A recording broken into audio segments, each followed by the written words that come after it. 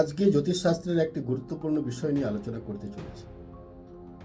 দেখুন, আমরা যারা মাতা পিতা রয়েছি, আমরা আমাদের সন্তান সন্ততির জন্য সম্পদ সঞ্চিত রাখার প্রয়াস করেই চলি, যাতে করে তারা তাদের জীবনটাকে সুস্থ স্বাভাবিকভাবে এগিয়ে নিয়ে যেতে পারে।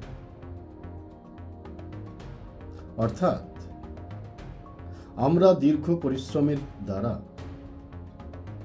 বহু কষ্টার্জিত অর্থ বা সম্পদ যেটা আমরা সঞ্চিত করে রাখি আমাদের নেক্সট জেনারেশনের জন্য, তা যে তারা ভোগ করবে এমন শিওর আপনি হলেন কিভাবে?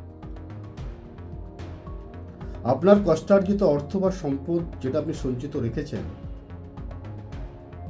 সেটা ভোগ করার জন্য আপনার নেক্সট জেনারেশনের ভাগ্য থাকা চাই।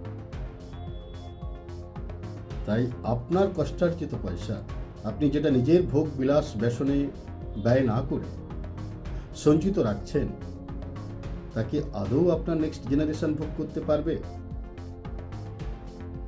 এটা আগে নিশ্চিত হন। এতে করে আপনার দুশ্চিন্তার অবসান হবে। নমস্কার।